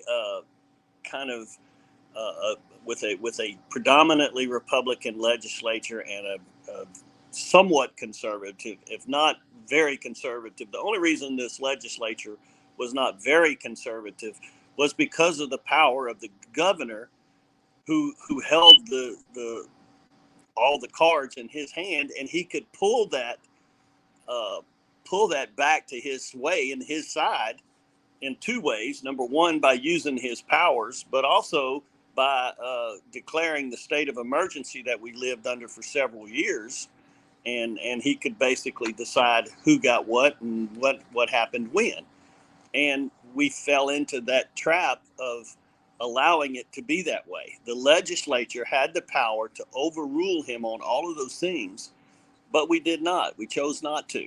Now, ultimately, that's a reflection of the people's wishes because they sent us there. And so predominantly, or at least majority-wise, we chose to allow the governor to do the things that he did. And they were contrary to most of the values of most of the people. So here's my last question for you. Then I've got my next interview coming up here in a second. So let's say things go the way, in your opinion, we get a Republican governor, you get reelected, we keep a majority of Republicans. How do we still include Democrats in that number in a way where nobody loses but the state gains. Is there a way to do that? I don't know. And I don't mean giving up values. I just mean that, you know, and the reason, and here's why I'm saying it that way. I'm not asking anybody to give up their values, and I'm certainly not giving up mine, but we're going to have, what is it, 20, 25 Democrats, you know, in the legislature, in that, so we're in that number. So their districts also need to be represented. But do you think that the Republican governor, Republican legislature and Senate, that we can still solve problems so that way everybody benefits? Well, I don't know. We'll just have to see. I think what we'll see is that if we get a Republican governor with 2/3 of the legislature being Republican legislators, then I think that's the will of the people. Well, no, and look, and I certainly get that. I play devil's advocate just a little bit because I want to make my questioning, you know, is simply to be able to say, look, you know, if that's the way it turns, you know, the ideas have to be so overwhelmingly great that everybody sees the light and benefits, or, you know, we get some people that we have to find ways to, you know, to have them represented too, in such a way that we don't lose it in the future. And that's that's where I was going with that. Well, I think if you make systemic changes, they will last. All right. Try to the edges and cooperate here and there. We don't need that. We've been having that. What we need is deep systemic changes. All right. Categorically across the board, major changes. I love it. If we don't get that, then we're going to continue to get what we have, which is kind of the middle road behavior, which is not going to change anything in our state. And if we're happy with what we got, well, look, I mean, I can take another Democratic governor or a liberal Republican governor if that's what we get. But I'm just saying, if that's what we get, that's because that's what the people want. All right. And if they don't want that, then they need to choose something different. All right. Well, that was my question, just to see how the landscape, because I don't want to make sure that I don't want it to be that the landscape's going to be one way. I want there to be other plans for the state to still benefit if things change the other way. So, look, Representative Tarver, I can't tell you how much I appreciate you being on today. I really do. You know, I love your freedom and liberty mind. I love, you know, that's where I am on that. And you know, sometimes I wish we could all just, have all the freedoms and liberties we want and have our own responsibilities. But, you know, we have to thread the needle. All right. Thank you very much. You have a great night. Okay. Hey, thank you too. Bye-bye. Representative Mandi Landry, how are you doing tonight? Hi. I feel like my camera is blurry. Well, what's interesting is I think it's picking up the background. That's a beautiful. If it's artwork, it's a beautiful piece of artwork, and maybe that's throwing it off a little bit. It's a little blurry, but it's a. Yeah, that actually comes in. That actually comes in a little bit better. But it's white wall. Yeah. Leave it like that. You're good. You're good. You stick out in front of it enough. Yeah, I use this for a lot for Zooms because it's not a white wall. Well, when the video is posted, it sticks out. It sticks out a little bit more.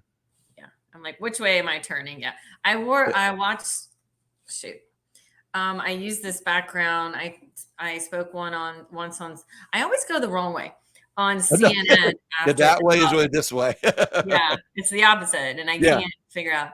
I was on CNN like right after Dobbs, and someone actually wrote my legislative email address and said they liked my painting. Oh wow, I love that. I told you I love it. I love the coloring in it. So yeah. I got one little glass of water. I have a little bit of a sore throat. So I never drink water while doing my interview, but today I am because my throat. So have you been out campaigning today? I didn't go canvassing today. I had 2 meetings in the evening and it ended up raining, which we were very excited about. I'm gonna put my hair back. Very, very, very excited about because it was been gross out there. But all day, like after I get off with you, I have to go send some campaign emails and this morning I went to a coffee shop, and of course I was doing camping stuff then, and it's like endless texts. I had a neighborhood association meeting just now, which is both my job and campaigning. So I have three jobs now, and I'm not doing any of them completely. One thing about you that I've always had the chance to notice, is how you're doing good. You're doing good. Is how active you are in not only the community but with the people in your district, and then how you tie that into what you do in the legislature. I don't notice you in the legislature always doing just what your party tells you to do. I notice that you do things because you really interact with a lot of the public groups, it seems like. Is that the case? Yeah, I mean, I was a different kind of candidate and a different kind of legislator. I didn't come up through the ranks of the party or Right. the local machine. I mean, I ran sort of despite that. And to me, that's what people want. And I just heard you talking to Rep. Tarver. He's like, well, this is the will of the people. No, it's not. That's not how districts are set up. 33% are Black. Half of the state, something like that, is Democratic. I mean, people don't fall in. The legislature doesn't accurately represent, I should say, the people. That's a good way to put it. You're right, because the demographics, the way they overlap in everybody's district, it kind of, I don't want to say that it kind of the spaghetti model, so to speak. I hate saying it like that, but the reality is, I mean, because the way the districts are, you get a good representation of everybody. How many years have you been in this seat? This is my first term, so 4 years. Okay. So you've had a good chance to get your feet wet. You've been through some really difficult times in the legislature, because when you got elected, it was your first time being an elected official, and you got thrown into those COVID years and those, and a lot of arguing and almost fistfights. The COVID time was really hard. A bunch of us were new. God, almost like half of us were new. Had been this contentious speaker's election. And then we were there our first day of session. The governor comes in and speaks to everyone. And we had our first confirmed COVID case. Of course, in hindsight, COVID had been here for months. Right. But it was the first confirmed case. And we were there a week, and they sent us home. And I could tell then my Republican colleagues thought it was ridiculous. And we went home, and then, we came back after a month, and none of them would wear a mask. And that was a whole to-do. And, because people in my city were sick and dying fast, and we even lost a member, and they still didn't. I don't know. It was not good. Well, for me, it's more of a freedom liberty issue. So I tend to, I know some people err on the side of caution. I would probably tend to err on the side of freedom. But the reality is, at some point, people have to find a way to be able to still get together and make good decisions for our state and our community. And as long as I don't have to give up my freedoms and liberties, I'll work any way I can to do that. But it's a difference of opinion, and what I've seen from you, is that even though you have your opinion and you're very strong on your opinion, I've still seen you be able to step away sometime to work with somebody else. Did I see that wrong? No, I've passed quite a few bills over time, including this year. And you don't do that as a Democrat without getting a bunch of Republicans on board. 20 at least. Yeah, we had 33 Democrats, and you also need to make sure all, your old ducklings are there too. Yeah, and sometimes it's just trying to amend a bill. Like, rarely do my amendments get on, because I want a lot in my amendments. But half the battle is just showing that people think differently, and people oppose, and setting a record in case there's a lawsuit later, or just, it'll get reported on the paper, like some amendments we do, and show that we tried and they were shot down. Because if you don't try, it looks like you're in cahoots with everyone else. Right. You're just part of the establishment. When it looks to me like you're not trying to be part of an establishment, you're trying to work with people in a way that you're not being swallowed up to think a certain way. So this next session, I'm kind of giving you a slightly different question I think you'll like. this next session, they're saying there's still gonna be a super Republican majority or a Republican majority in both houses, and it looks likely we may get a Republican governor. Mhm. Okay, so how will you work with the Republicans to be able to still fight for your issues, even though you're outnumbered, in such a way that you can make things happen for your district and you can make things happen for the state? A lot of that is going to depend on who's elected to Republican leadership. I mean, that's Okay. just a Okay. fact. Is it going to be someone who the new governor handpicks like it has in the past? Or will the legislature assert itself like it did under Governor Edwards? Things are a little different with all Republicans, but I think my Republican legislative colleagues for the past, couple terms have shown they want to be separate from the governor. And I think that might hold true. So a lot of that depends. But if we get a speaker and president who potential Governor Jeff Landry, taps, I don't know how much Democrats are going to get done. Okay. But there's still a chance. I mean, I'm optimistic. That's one of my questions I've asked some of the other reps tonight. And look, I'm we know I lean right. I'm conservative minded, but I still think that conservative values cross all party lines. Faith, family, good schools, good communities, good jobs. That's all conservative values. And I think when people come together on those values, we win one for the team in Louisiana. So let's talk about a couple of what are your most favorite, your marquee bills that you've gotten done in your last 4 years. What are some of your favorite things that you've done? So there are things that are, symbolic, larger change. There are policy changes. There are bills that really affect my city. And then there's a whole bunch of stuff I filed and presented that did get passed that are super important. My first year, I passed a bill about solitary confinement. It was the first change to solitary confinement laws in a century. And it said you cannot put a woman who's pregnant or who's just had a baby in solitary confinement. Now, it is horrible that we had to pass that as a law, but we didn't have any changes to solitary confinement, which is brutal torture. It really So you made that change, which is So- actually not only a pro-female bill. When you say pregnant, it's actually somewhat of a pro-life bill. Oh, totally. Because you know how dangerous it's dangerous for anyone to Right. be in solitary confinement, but very dangerous for the woman in her pregnancy, like, of course.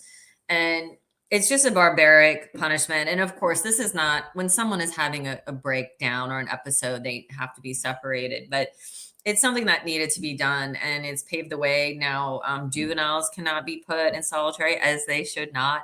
I mean, just imagine being put in a tiny little room for days and days and days. Like, of course you go crazy. Like, I thought of it. Right.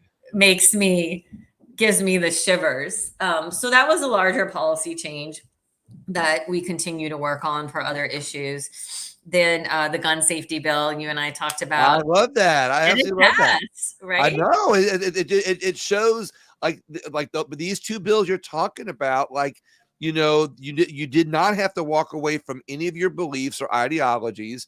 You didn't have to. You still stood on your principles, and you're able to create something that that the Republicans can come to your side on, and our community wins as a result of that. Yep. And sometimes it's just presentation or narrative or how you frame it. I mean, the gun bill, it's about safety, making sure kids don't get hurt, don't get your gun stolen. And sometimes it's in the politics of it. I told some of the gun safety groups, I said, don't you dare send out an alert on this. If this committee gets 500 emails from gun safety groups, this is never getting passed. Like, don't do it. Right. And as it is, the day it was presented, so one woman I know came up and spoke, and she's associated with gun control, gun safety, but she spoke very specifically about the safety devices. And then another person came up who had not asked or had not told me she was coming. and read this whole statement that really had nothing to do with it. That was just some sort of generic liberal thing. And I was sitting there internally. I'm like, I'm going to kill her. I'm going to kill her if she kills my bill. So that's the politics of it, like how you present it, and don't make a big fuss. Some things you want to make a fuss over. Right. You know, I get the tactful nature of what you're trying to do, because again, as a Republican, I support that, because now you're promoting safety without removing gun rights. And if anybody needs gun rights more, it's the people in the inner cities, it's poor people, it's people that have to live in those bad neighborhoods that need that protection to take care of themselves. And you did that. So let's say you get reelected, or I always feel, how I word that question. You get reelected. when you get reelected. Yeah, when you get reelected, what are your priorities for your next 4 years for your community? Keep working on maternal health. Reproductive rights are a large part of what I do, but there are some roadblocks now that we can't get around. So I know there'll be groups that go hard on the rape and incest exception and health of the mother, and I will definitely join that and be part of that. But I think someplace that we can get more movement is maternal health. That has become fairly bipartisan in the legislature. They understand our death rates for pregnant women and infant mortality rates. And it's become something, I think healthcare in general in the state that's been going through the two health committees, I think they're understanding. They're like, you can spend $1, get it in the thing. You can spend $1 now or $1,000 later, like pick one. Right, exactly. You can treat someone now, or they can go to the emergency room much later when you're almost near death. And look, I don't care the reason that you want to increase healthcare access. It's fine with me. Keep doing some gun safety. I think next I'd like to look at really pushing classes. And I know my colleagues won't let me require it, but find a little funding, maybe matching funding if if an organization or the person or the store wants to pay the other half or something, Right. something like that. Because I have a bunch of women friends, well, a bunch of friends, but particularly women friends, who bought a gun to feel safe, and they don't know how to use it. So here's an idea for you, Representative. So there's a gentleman in New Orleans who teaches women gun safety. He teaches them, but he doesn't just teach them gun safety. He does classes to be able to train women that show them, situational awareness. He doesn't just say, "Hey, here's how to use a gun." He said, "Here's how to properly carry it. Here's how to use it. But here is how to avoid the situations. Drive a different way home." Like, he really does that. So just like your gun safe bill that gave people a tax credit, maybe there's a tax credit available to take gun safety courses. Yeah, and it would be a fiscal year, so it would be 2 years from now. And Louisiana, you like that? You like that idea, don't you? Yeah. Louisiana loves tax credits, and that's that's a way to get it in, or just expand the current one. But sometimes just funding a program or something like that just really goes a lot further. Like the fortified roof program. I was just talking about it at my neighborhood association tonight. That one of the ladies said when they did solar panels a while ago, like some of it was tax credits, and then there was this whole thing with fly-by-night contractors. Whereas the fortified roof program, it hasn't started yet, is just going to be a $10,000 grant. Like, here's the money. Make sure you got to get certified, and then it's a simpler process. Right. So let's talk about your campaign for a second, because I know that you're not unopposed. I don't advocate anybody, tell anybody there's no talking about other candidates. But how can you show things that not only that you've done, but show how hard you've worked? Or is there something that I've been missing? Sometimes the best way to get things out is in a conversation, which is why I like to have more conversation. But I want to give you the opportunity, because even though our politics might be different, we've had this conversation off air a little bit, and we'll share with people our politics may be different. We you and I tend to talk about some things more than we realize that we come together on. Yeah. And I think that there is a benefit to that for you. I think there's a benefit to your community and your district, that if you show people how you have the ability to not so much cross the aisle and leave your values and their values behind, but you have that ability to really work to get things done for your community, but also show them a little bit about what's in your heart and your mind, in a way that they want to still pull that lever for you. What would you say to that? Wait, that was a long question. I know, I'm sorry.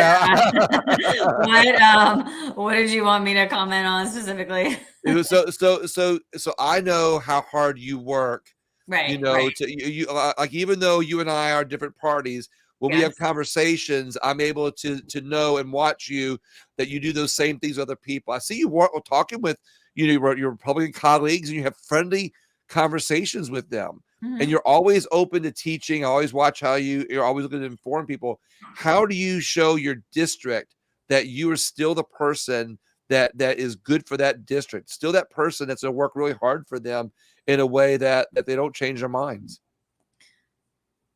So my first year, it was, it was COVID year. And Right. we had to Democrats dropped a bunch of bills. We came back and I got one through, and I didn't know how many bills you're supposed to pass or anything those 2 sessions. And I kind of like cried. I mean, not like real tears, but like cried to like one of my advisors who he helped elect me. I was like, I got one thing done. Like, they killed the other ones. Like, I don't understand this.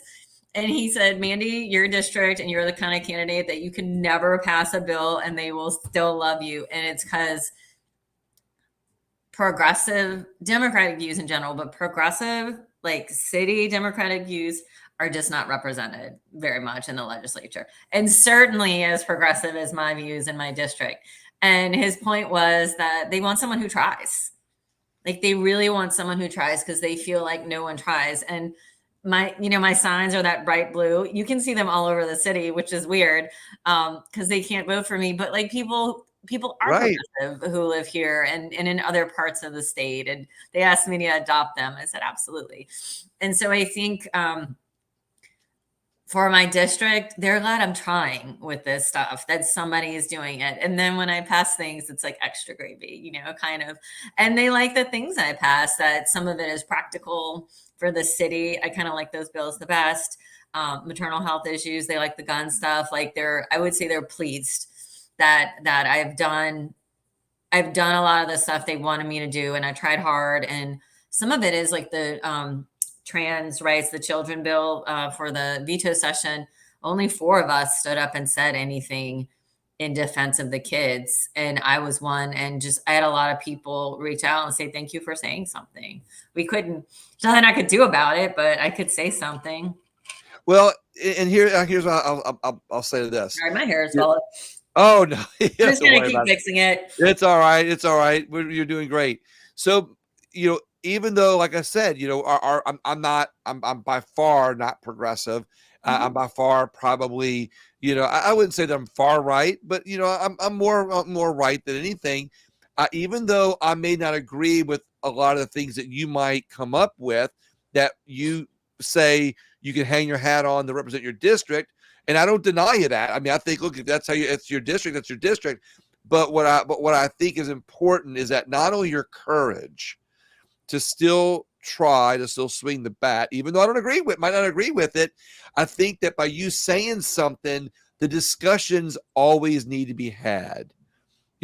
Republicans might look at what you're saying and go, I don't agree with that at all whatsoever, but it might trigger a good thought for them. Another Democrat might hear it and go, wow, had it been not been for you bringing this up, I wouldn't have known that piece of information. We don't have to agree on everything. Sometimes the discussion being had leads to other solutions. And, my far right Republican friends, I throw them off when I say stuff like that. But, the reality is when we all come together and have the discussion, that's where solutions are. That's when your community wins. Yeah. I mean, I raised the issues I either push back or raise the issues to show that people think differently. But a lot of it, I say education, and I get from the haters like the thing this year is nobody likes her and she doesn't do anything in Baton Rouge. And I shouldn't repeat stuff like that, but it's such BS. So as we just showed. Mm-hmm. So I'm gonna interrupt you for 1 second. Yeah. So you know what some of the best legislators are? The ones who don't do anything. Oh my God, there's so many of them. They Yeah, sit there because and vote, and that's nice. They Well, go back to where they come from. Well, the reason I say that is because he needs walking, doesn't he? I hear the the reason That's I say my dog. yeah, well that's I hear the leash. The reason I say it like that is from a right leaning perspective, I kind of want our government not creating a lot of laws and not doing and not always doing laws and regulations that infringe on my rights in some way. I want my representatives to listen to me and fight for me when the time comes. But sometimes I don't want to do anything. I wish we agree. I wish the Louisiana legislature would do less. Right. I really do, because much of what we do, especially so much of the culture war stuff, we don't have to do it. We don't have to get involved there. Nothing's wrong there. Just leave it alone. Nobody was worried about library books or little kids who are trans until national organizations told them to be worried. And that's what I said in my floor speech. I kind of laugh. I said, how many of you actually had ever heard of someone being trans until a few years ago? I mean, I know us city people did, but it's just not. You city folk, you city folk, y'all know everything. I mean, I'm just saying, in New Orleans, we have an eclectic culture. Yeah. But there's people like, there's no agriculture around here. I don't know anything about farms. We just have different things we know about. And I pointed out, I said, how many of you ever knew anything about this until these national organizations made this an issue nationwide, like the CRT before, the bathroom stuff? It was all things that are sort of exist, but are sort of made bigger to have this outrage and elect certain people and distract us from other issues, education, money, healthcare, that we should be focusing on. Like I said, even though I either agree or disagree with some of these things, I think some of the best things to do sometimes is not do anything. I say agree or disagree. I certainly I mean, look, and I disagree with you on some of those things, but I think that in some cases, you don't have to go so far. There might be some smaller things that can be done, to help improve it. Like, let's talk about it. Let's talk about, pro-choice. I've always said if we work on adoption laws and taking care of women and make that the priority, we save more lives. And the discussion of having pro-life or pro-choice doesn't even have to be had. You just take care of women. And it's not a popular opinion among some of my Republican friends. And I understand. And look, I get along with them just the same. But I think when you work on the, I guess in that case, women's health and adoption, you solve problems without having to create laws. Mm-hmm. Is it the right way to say it? Say that with adoption, there was what? That if you work on adoption laws Mm-hmm. and you work on women's health, you'll save a lot more babies' lives. Because with better adoption laws and better women's health, then you don't have and we have great adoption laws in Louisiana, but I think there's a little tweaking that we can do, and there's a lot of things that we can do to help improve women's health in Louisiana. So I think those are kind of two different. Get back in there. Right. Which way am I going? I think those are kind of two different issues. The maternal health, for sure.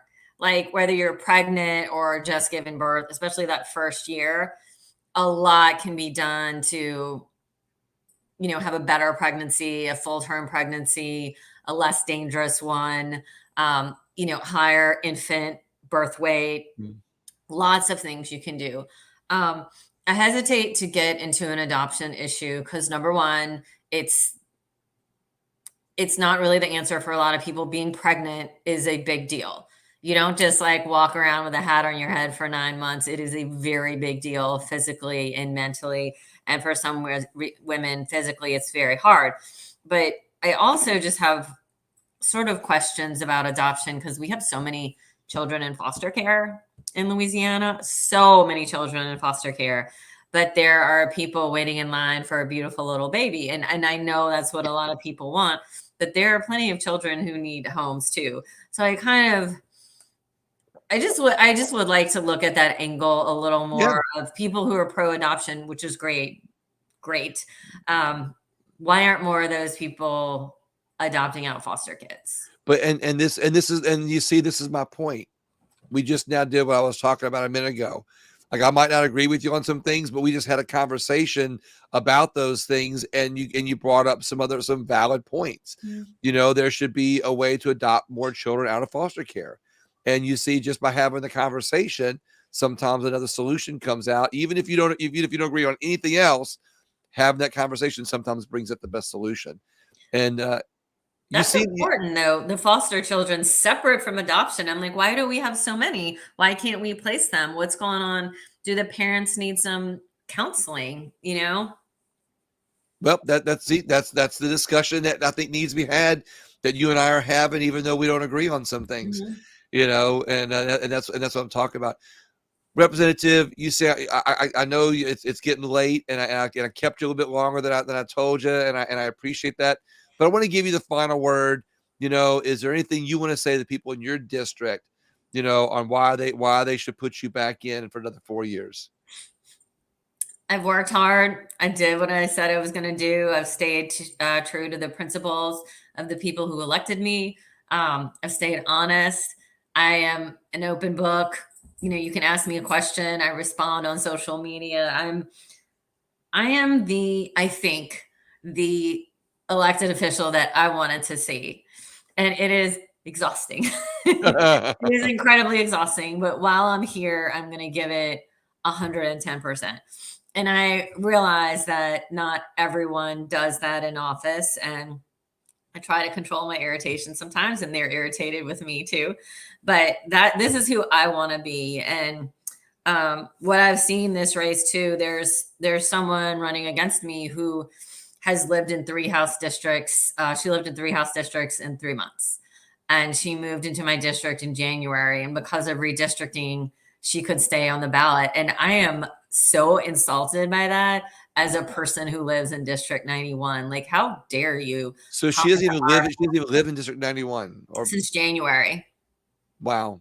Because of redistricting rules. And the judge said, you know, it was like a technicality. But we have, you know, those weird rules after redistricting. And the thing is, like, she's a nice person, like, whatever. But it just kind of shows some people are looking for an office or a crown. Some people are bored in retirement. Some people are culture warriors. And then I think I'm just different. Like, I want to kind of figure out some things. I think it's kind of fun.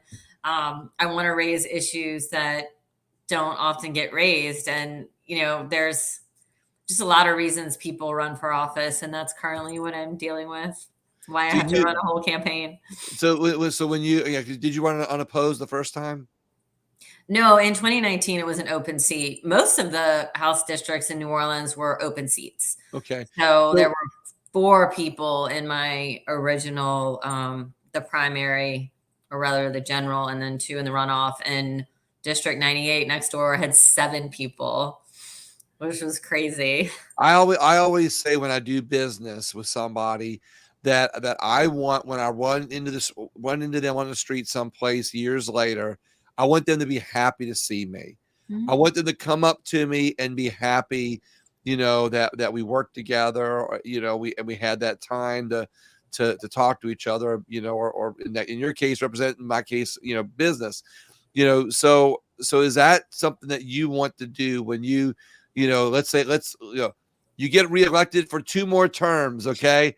You know, in the years after that, you're on the street. You're out there walking the street, and you run into somebody who voted for you your first election. They voted for the election. What would you hope they say to you? I get that now. I've had to run 3 times. I ran 3 times in 4 years and 5 years. Cause I ran last year for a Senate seat. That's huge. I'm very active on social media and I have people recognize me now and it's really weird, especially now because we put up our signs. And so there's my face on all these signs. And it started happening last year and it was kind of creepy. I'm like, how many people see me looking like a hot mess in the grocery store and recognize me? And I feel like it happens whenever I'm having a bad day to kind of pick me up. It's usually a woman, not always. Yeah. And they'll say like, are you Mandi? I follow you on Instagram. Thank you. Or I'm so glad you said something. Or they're like, pick up a conversation about an issue. Like we were talking about it. And I think that's really great. I think it's really great that they can talk to someone who's in elected office, who's in the grocery store with them. That's why I like interviewing you. You're very approachable. You're very friendly, and proof like we don't agree on, there's a lot of things we don't agree on, but proof that you can just have common decency. And obviously you have a good heart and you have other people on your priority list, that helps guide you, in this. And I think there's a lot to say about that. I really do. Yeah. And a lot of natural things help. I'm an oldest daughter. So I'm kind of used to taking care of other people. I'm very much type A. I'm very sensitive about things going on around me. I've been a lawyer a long time and I was an abused young associate. So I learned to work long hours. And so all those things kind of go into, who you are, how you act. Yeah. And it's not one thing. It's a lot of things. Representative Landry, thank you so much for being on with me today. I really appreciate it. Of course, it was fun. Well, I'm gonna check back with you in a few weeks, and and see how the campaign's going in a few weeks. Sounds good. Have a great night. You too. Thanks again. Bye-bye.